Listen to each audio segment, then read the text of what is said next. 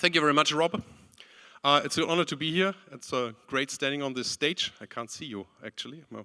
Good. So, yeah, I'm happy to be here. As Rob said, I'm going to talk about the future. It's a bold move to invite a guy from Volkswagen to talk about the future, if you read the press. But let me try to show you why I think this is maybe interesting and give you an outside view and give you an outlook of what we are doing in China especially and what Europe can learn from this one.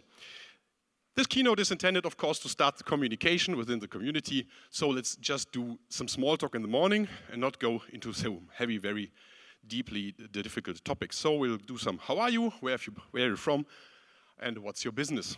The usual questions. So who are you?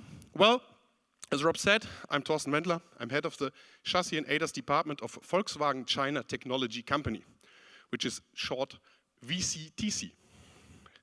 VCTC is a new company. I'm coming to this. I've been in China for the last 5 years, started out in Beijing, but now I'm in Hefei. And I'm originally an ADAS guy and a parking guy for a long, long time. So if you want to discuss ultrasound with me, yes, let's do it. It's not in this presentation, but I'm happy to do this during this conference. I am, and this is what I'm proud of, so-called the father of the IQ Pilot. Self-given title. The IQ Pilot is actually, and nobody of you might have noticed, is the first in China for China driver assistance system in the driving field. It's a level 2 driving function, completely developed by my team, or our team, in China together with a Chinese partner and only coming to Chinese vehicles. So this is really the step which I did with my team and which we are going more in the future. So where I'm from and what is this strange company, VCTC? The Volkswagen Group China Technology Company Limited, VCTC, is a very newly established company in Hefei. It was really born January this year as a 100% subsidiary of the Volkswagen Group China in Beijing. It was formed from the previous group, Research and Development of Volkswagen Group China, the components R&D of Volkswagen and our purchasing departments of Volkswagen Group China. And all this was brought together and then had already a start configuration of about 2,000 full-time employees. This is the specialty that we are a 100% Volkswagen owned and controlled entity. So when you're talking to us legally, it's very, very similar than when you're talking to our mother company. This distinguishes us from the joint venture R&Ds you might have been working with in Shanghai or Changchun. We are really 100% Volkswagen. Why we are doing this, you will hear later. Another great event was in April when we all announced our strong strategic collaboration with XPeng to develop a China electronic architecture for the Volkswagen Group. And this is the main thing I'm going to talk about today. Hefei, by the way, it's a beautiful city. I highly recommend it. I've been living there now for 2 years. Great living quality, nice climate, good hotels. So I really can support to come to the AutoSens in Hefei. The city itself is ambitious to be the new energy vehicle hub in China. So to give you an impression, Hefei city has around about end of this year the same manufacturing capacity on electric vehicles than Germany. So really this is not somewhere out in the countryside. So how are you? Okay, now we are warm. We can get to a little more touchy subjects. Let's look at the Chinese market in general. The first thing, what you might have known, is the first trend you see here on the left side, and this is localization and electrification. In this graph, you can see the market share in the light greenish color of local brands. Before COVID, the world was fine. And then we all lost a little track of what is happening in China. And during this time, suddenly literally 100 brands emerged in China with local products for the local market, competing with us established international OEMs who were working with their JVs and had a great time selling cars in China during the 2000s and 2010s. But this changed drastically. You can now see that the locals already have a market share of around about 60% in August. Luxury segment, where we would put Porsche, Audi, and BMW and so on, doesn't look so bad, but relatively the same thing is happening. So why are we as international OEMs losing the market share? This is not only because of new brands emerging, this is also technology driven, because the second big trend you see is electrifications. The NEV share, and NEV is new energy vehicles, so battery electric vehicles plus PHEVs, is in the volume segment, and this is where we are as Volkswagen, of course, or where we want to be, 75% already. So the tipping point of the total market has already been reached. So we see now this year more than 50% new energy vehicles on the over the counter in the sales. This is a tipping point which is not expected for the EU in the next few years, and I think also not expected for the United States. So this is really faster in China, and this is a technology-driven trend. And this new energy, really look at the words. This is new, this is fancy, and this is technology-driven. And this technology-driven approach translates also into ADAS. On the right side, you can see an evaluation my colleagues from our research department did on the vehicles coming to the market in the first half of 2025. The first thing you should look at, before you look at the numbers and the colorful bars, look at the price ranges we are evaluating. So the entry price for the cheapest vehicles in China coming to the market is 50,000 RMB, so roughly 8,000 euros. And the segment, entry segment, ranges up to 180,000. So this is a 23,000 euro price range. So actually something which you don't find in Europe for a new energy vehicle. I think it's similar in the US. So there is a huge price competition. There's a lot of vehicles in this low segment. But even in this segment, we see that all vehicles offered in this price range have an offer for level 2 ADAS. And we already see that level 2 plus ADAS, which is in the course of this presentation today, navigated functions, is also available in this really price-sensitive, low-cost segment. When you go to the higher segments, middle class, something up to 250,000 RMB, you almost have 50% of the vehicles offered with level 2 plus and level 2 plus plus functions. And in the luxury segment, of course, this is already more or less a commodity. It has to be there to brand your vehicle as new, technology-driven, and attractive. So definitely ADAS is an important trend and is no longer a distinguisher. It's really mandatory in this market. What is the feature growth and what is the development direction? And there is something, I got this graph and I really like it from colleagues from NavInfo. It's schematic, of course, but there's a distinguished approach between the development direction of ADAS in the rest of the world and China. The rest of the world was in the last years, and please contest me on this and let's have a discussion on this, was very focused on getting autonomous driving right. So what's the legal, what's the technical, what's the functional safety constraints of going to level 3 and level 4? And when you do this right, you come out with a great function, great technology, but in a very limited ODD, highway pilot. Only on highways, no construction sites, maybe intersections, who knows. But this is the direction we saw in the United States and Europe. China did a different approach. The approach was, how can we deliver value to our customer? And how can we improve features? And we have seen from level 2, like lane keeping and speed keeping, a development which is like level 2 up to a level 2 plus, 2 plus plus, 2 plus plus plus, whatever you call it, feature creep with navigated functions, traffic sign recognition, traffic light reactions really on the big intersections with 6, 7 traffic lights hanging in front of you, and so on and so forth. And we see this in a lot of vehicles. all in the level 2 range. You're still responsible. We can have a discussion whether you are able to take this responsibility, because the decisions these cars are currently making, it's really hard to keep track as a driver to do the plausibilization. What is the fundamental advantage of this development approach from my point of view? First, there's customer value, because you have a large ODD. You can turn on these systems anywhere, anytime. Second, you have a huge fleet on the road, which is collecting data, which is giving you experience, and you can use this later on. Once the level 3 barrier is defined in China, in regulation terms, I'm really curious to see what's going to happen, how fast this market breaks into the higher optimization levels.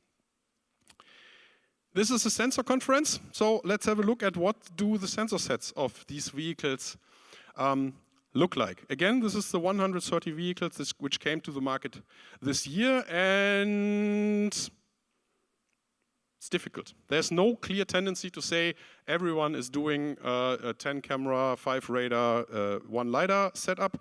I left out the LiDARs in this presentation. You can see from Chinese publications that, of course, every upper class vehicle in the range of 200 something plus RMB will have a LiDAR on the rooftop. Some have 2 LiDARs and so on. So LiDARs are there.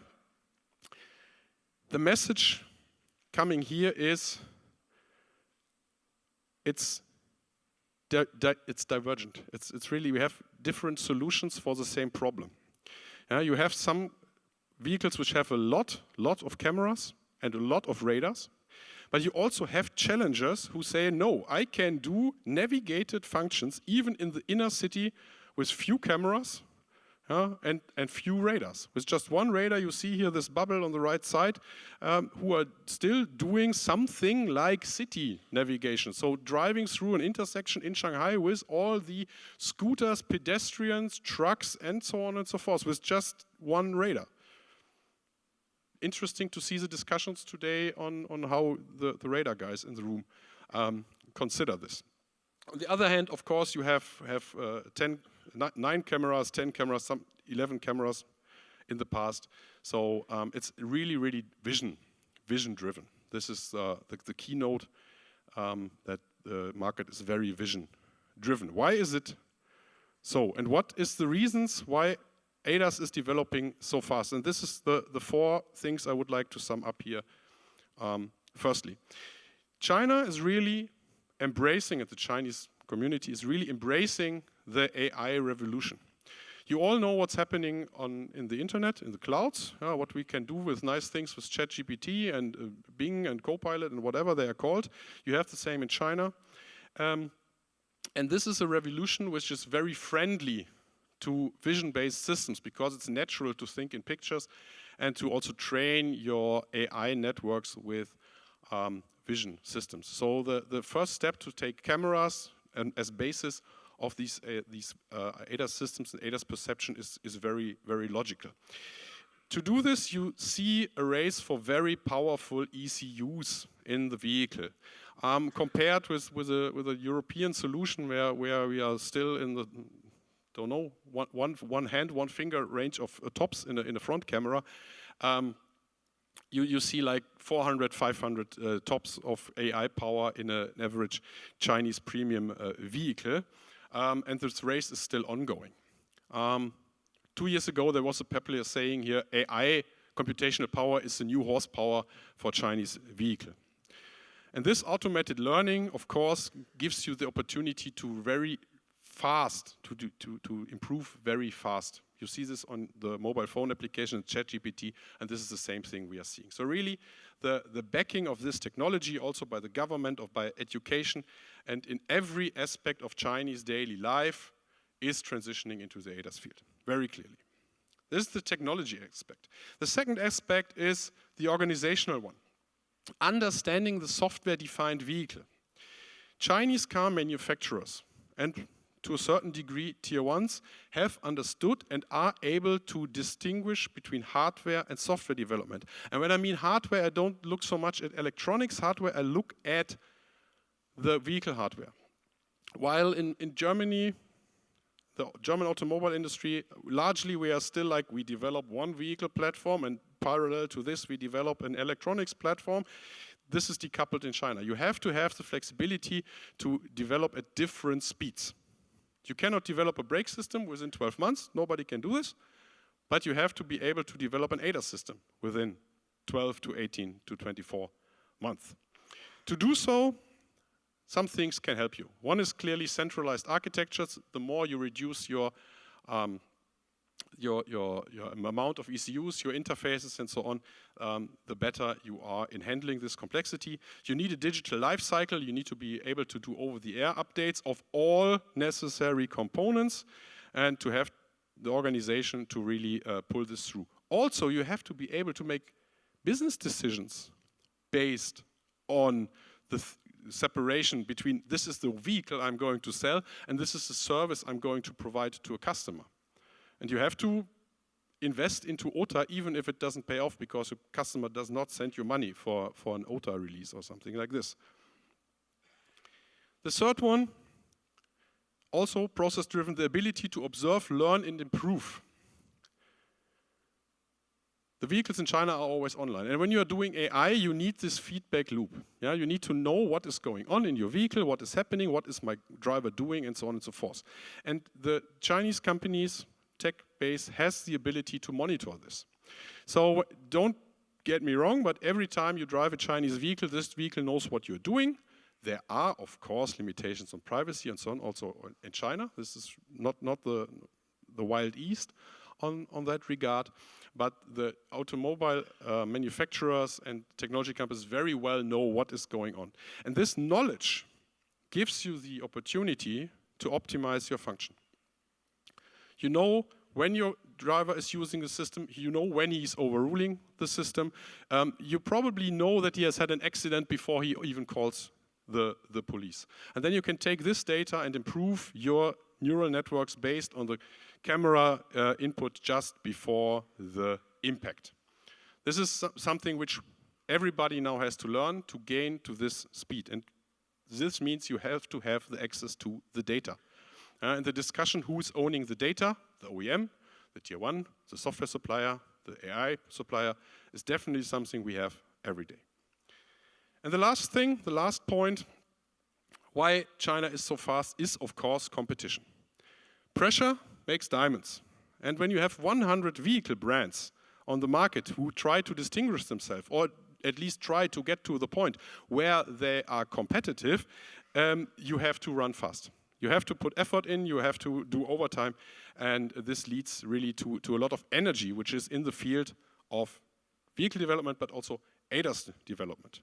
Second, the new OEMs are all technology driven. These are more startup tech companies with CEOs who maybe don't look so much at the Spaltmaße of their sheet metal, but really more look into bits and bytes. And this last one, of course, customer expectation. Once you have a customer who's used to getting all these wonderful, great functions in his car, he will not go back and say, I don't want it in the next one. So this is really a tough time for everyone working there. But, and this is what the colleagues said here, it's also sprawling new ways of cooperation. One characteristic of the Chinese market is that you can more or less mix and match everything. You can get your electronics from company A, you can get your operating system from company B, you get a perception from company C, and then as an OEM you integrate everything together with your own driving stack as company D.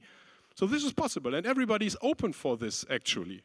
Of course, the electronics manufacturer will say, hey, by the way, why don't you buy my operating system? And you will be like, yeah, let's look into this. Huh? Let's have a demo. So this cooperation spawns creativity. And this creativity, of course, is very important if you want to stay competitive. And it's really great to be at such a conference today here, where we also can spread this competition and this creativity, because I think Europe can also use this. So, this is the situation. Stressful, challenging, but creative. So what are we, as Volkswagen China Technology Company, doing? And you might have read about it. We are, and I said it, we are developing a new state-of-the-art China electronic architecture. this architecture is for China. This is in the name really, because in Volkswagen we believe that we have to play by the Chinese rules in the Chinese markets with Chinese requirements to win in this game. If you try to make a solution which works in Barcelona, Beijing and Berlin, you will always get to too much complexity, you will get to too much compromises, and this will make you slow, and speed is the essence in the current competition. So the China electronic architecture is a zonal architecture. You will see 3 big controllers and an ADAS controller additionally, and then the periphery, which is greatly reduced to stupid actuators and also stupid sensors. So to do such thing, you don't want sensors who have their own intelligence. You don't want to discuss with your camera supplier about his object list or with the radar supplier or something. You want the raw data because AI loves raw data, definitely. So this reduction in complexity, yes, 30% less ECUs compared to our E3 1.1 in Volkswagen, of course, leads also to cost advantage. And this was something where I was really surprised. When they first came up with the idea, I was like an old school Volkswagen guy. I was like, these big ECUs, they're so expensive. Nobody can pay for this. No, actually, no. It's cheaper. If you put the line under it and take everything, you have significant cost advantages. And you even have these cost advantages in the running platforms. So we are learning how to switch an electronics architecture on the way. An important point, it will be in-house. You might ask yourself, what is this cooperation with XPeng? Is now XPeng supplying everything and Volkswagen is just manufacturing? No.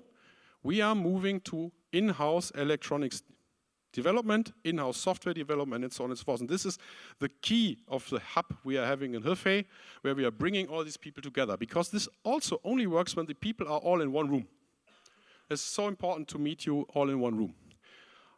You know this interview with the Ford CEO who said, when you're trying to steer 30 different tier ones, you are steering all the day and everybody's blaming each other.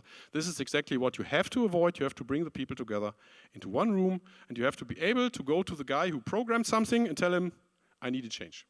And a few hours later, you will get this.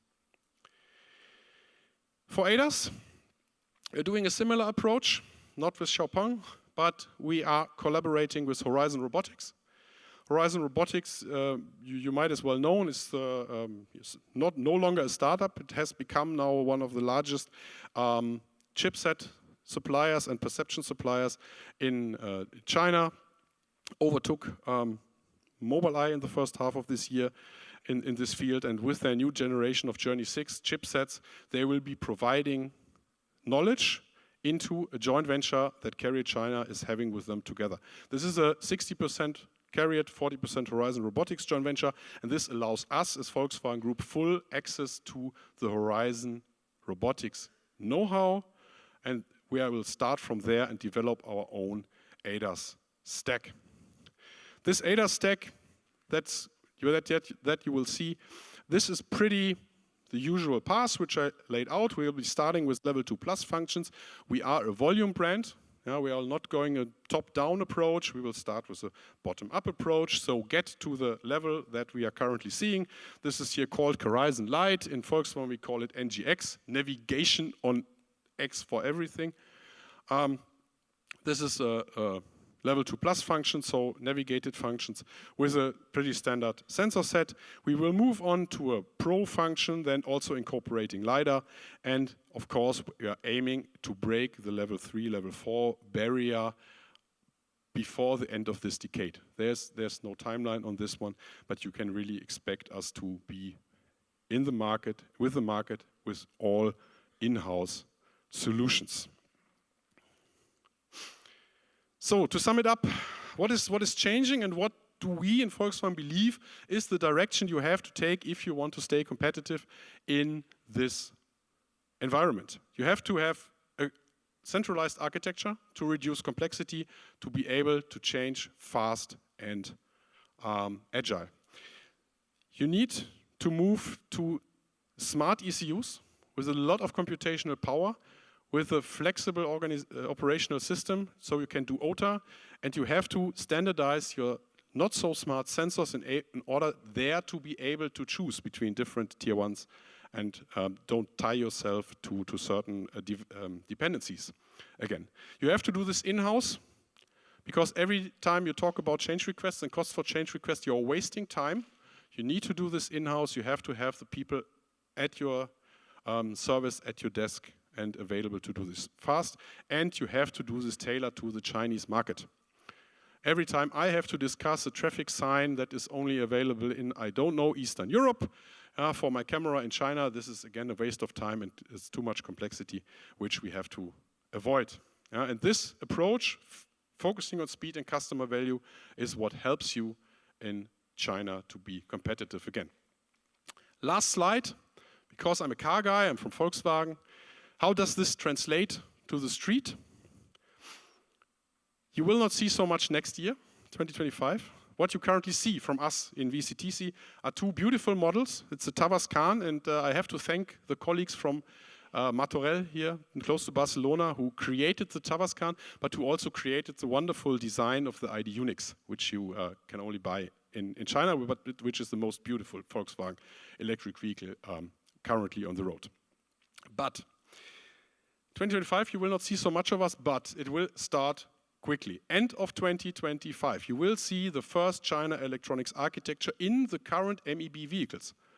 Yeah, we are learning how to switch an architecture midway in an existing vehicle platform. Somebody never thought Volkswagen would be able to do. We are doing it end of next year, and then you will see two MEB models from Volkswagen Anhui coming from Hefei with this new architecture and the new ADAS chipset. Parallel, you will see B-class vehicles. This is also coming from the Xpeng Corporation, also coming from Hefei, which will be done by Volkswagen Group China Technology Company. And then, early in 2026, you will see the China A main platform, CMP, which is same as electronics, a whole China-specific mechanical platform, aimed to be competitive, aimed to be in the price segment where we currently see the competition going, so starting from 100,000 to 120,000 RMB vehicles, you will see this China A main platform, and this will again then host the CEA, and this will host the first full China for China development. And you see here four cars on the roadmap. We are doing negotiations every day, can be 5, can be 3, can be something else. So this is really the future of Volkswagen in China, and you see this fireworks of new models enabled by this approach. So there is a lot of energy. And with this, I thank you for listening to me. I hope you got the ideas that we are bringing into this race, and I'm now open for questions. Thank you very much.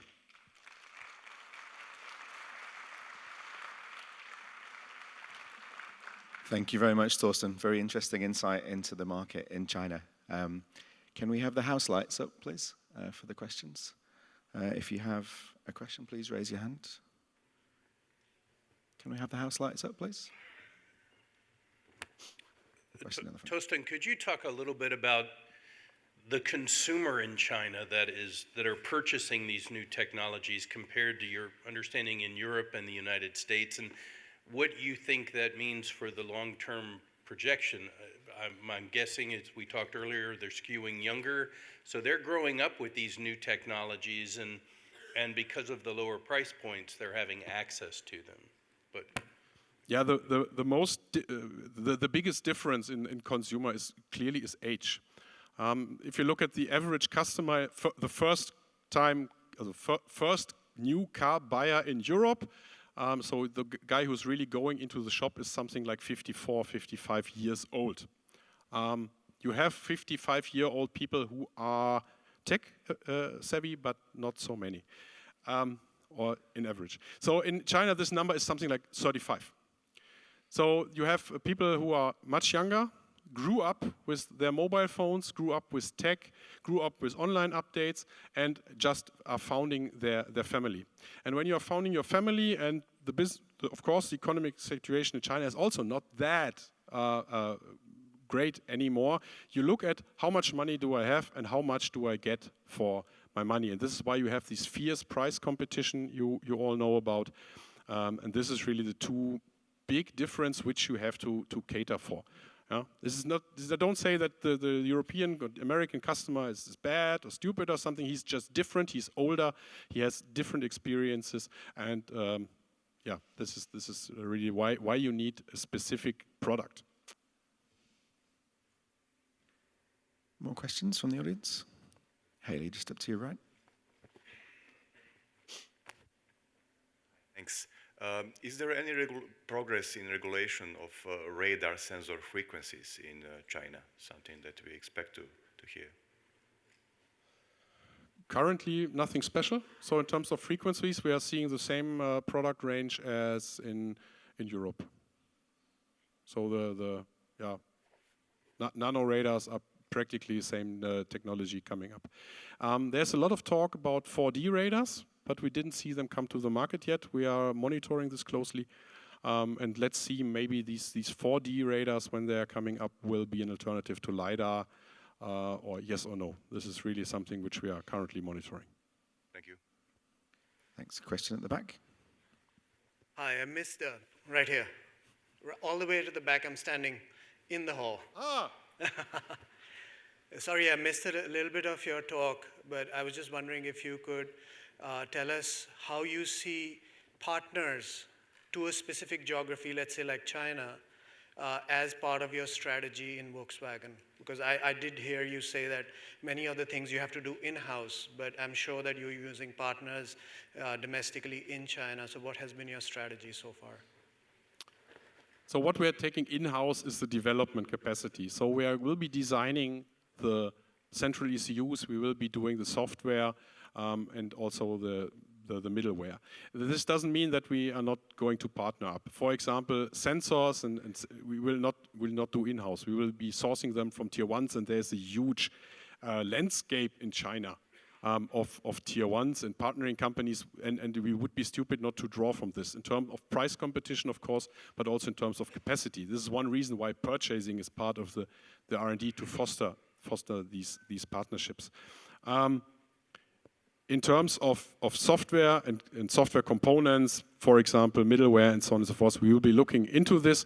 Currently, our approach is to take over what we were provided from Xiaopeng, build on this, and then decide our development direction.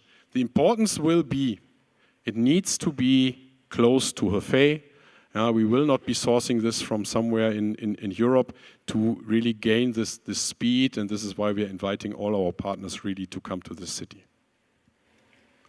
Thanks. And last question, down at the front. Thank you for the very interesting talk. I was wondering if you could also talk about the attach rate for interior sensing and in-cabin cameras. You talked a lot about the number of cameras and radar and LiDARs for ADAS, but for the level 2 plus and level 2++, how do you see that evolving currently? For level 2++, you see in the market and that you will have in-cabin, also the driver monitoring clearly, and this is, I think, also a prerequisite if you want to come to these higher automation levels.